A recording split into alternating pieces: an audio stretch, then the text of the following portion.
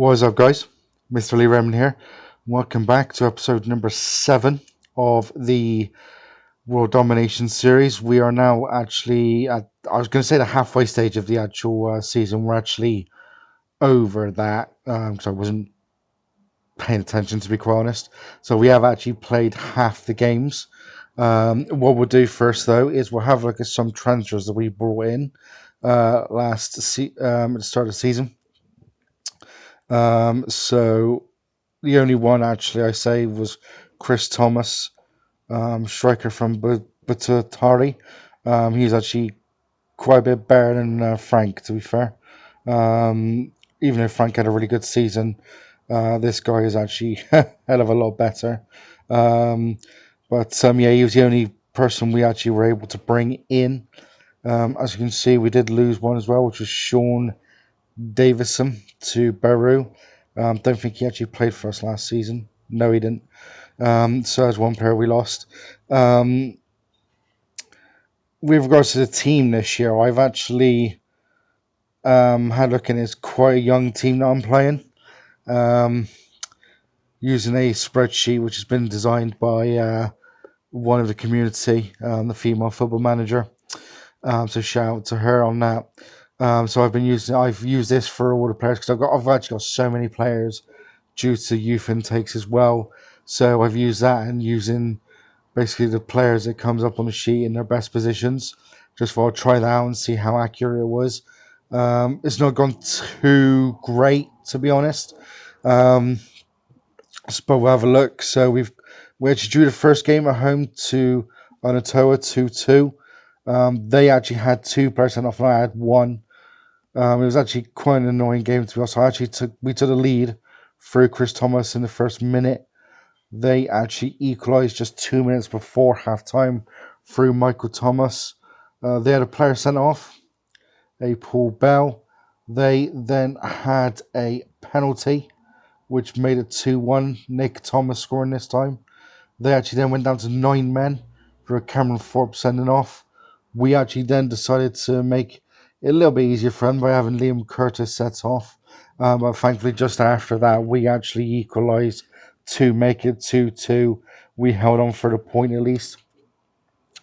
We then won the first game of the group, beating Nicanau, I think so say it, 4-2. We were actually 4 up at half time. Brad Parkin double, Chris Thomas and Alex Andrews put us 4 up. And Noah Barry pulled one back just after half time. And then just before the end of the half, Jake Johnson, sorry, I don't know where I got Duke from, made it 4-2. And that's how it ended. We then drew 0-0 at Took. Wasn't the greatest games, to be honest, but that's how it ended. We then played Nicanau again, and this time we lost 2-1. We went a goal down in the first minute through Latuni. We then equalised through Steve Armstrong in the 16th minute. By the time minutes to go, Latuni scored again to make it 2-1. And then we lost 2-1 to Mayana. William Allen putting them 1 up in the 4th minute. Thomas scoring again just before half-hour mark to make it 1-1. But then a Tyler Mason penalty just before the hour mark made it 2-1. And that is how it ended. So let's have a look at the tables. As you see, we are 4th. We're 5 points adrift at the moment. So it looks like we might struggle to actually make the playoffs this time round, which would be quite annoying. Especially as I think they expect me to get to the playoffs. Yeah, they expect me to reach the playoffs minimum. So this could be the final season, which is kind of awkward. But yeah, it's going to be a bit of a short video, to be honest, considering how far we are in. But it's a little disappointing, I won't lie. Do I have a contract? I can't remember. I doubt I have a contract. No, I don't. Not a proper one anyway, so it's an amateur contract.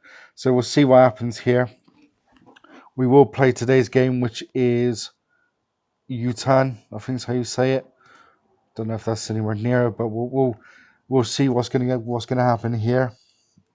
Ow. So let's get this game started. I will pause it straight away so that I can put the highlights on. But we do really need to win this one to give ourselves a chance of getting into those playoffs. My under 21s have done last season. My youth, or my under 20s or under 21s, whatever you want to call them, didn't do too badly. I mean, they only had 7 players in it because the main guys were actually in the main squad. This time round, though, um, I did the same thing. So I did the squad from the spreadsheet. And then any player that was young enough to play in that under 20s was put back down into the under 20s, and they're doing well this year. They've actually qualified for the playoffs in the under 20s, which is good. They actually have only dropped points in one game. So, yeah, it's going pretty well. But on to this game, where nothing is happening, basically. We've not, we haven't even had a highlight yet, have we? We've had 5 shots, but none on target. But, yeah, it's, yeah, 0-0 at the moment. Well, Miners losing to Natoa, actually.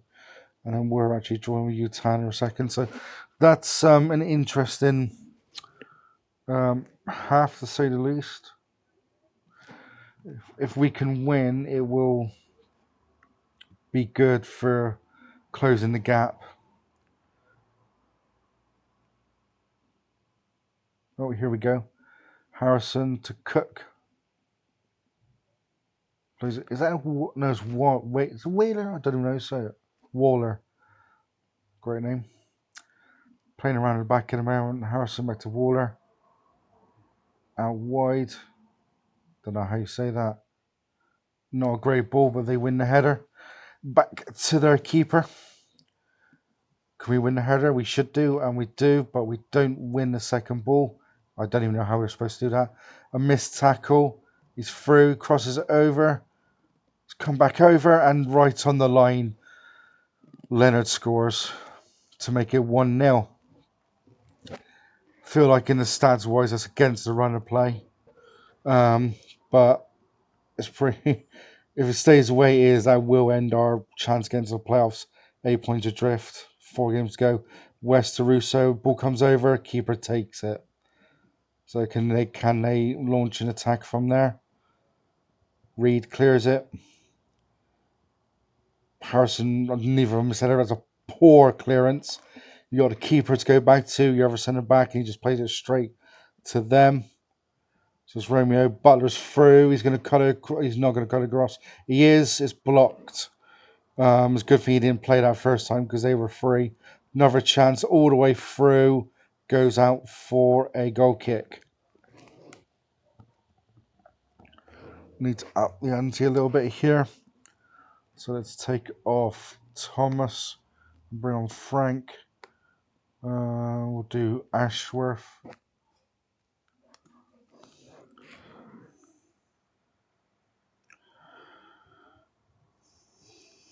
So I don't even know how to say that. Ashworth swings it over. It's not the greatest of balls.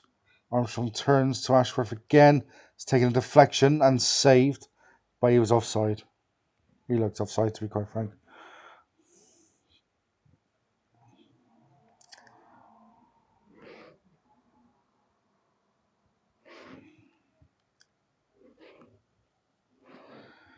Comes the last couple of minutes. And yeah, it looks like it's going to be that. Oh, no. Another chance for him. They swing the corner over. Gets clear to the edge of the box and just goes over. And that, unfortunately, is going to be that. And it ends in a 1-0 defeat for us. That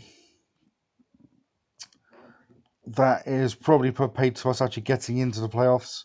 4 games to go, 8 points adrift. So not going great. So yeah, we'll be back for the final game of the season against Utah again, where I mean could be our last game actually as manager of Tuberdown, wherever you say. That's 3 defeats in a row. But yeah, that is it for this episode, guys. These episodes are going to be short, considering there's barely any games being played. But yeah, that is it for this episode, guys. Leave some likes, leave some comments, subscribe, and until next time, as always, take it steady.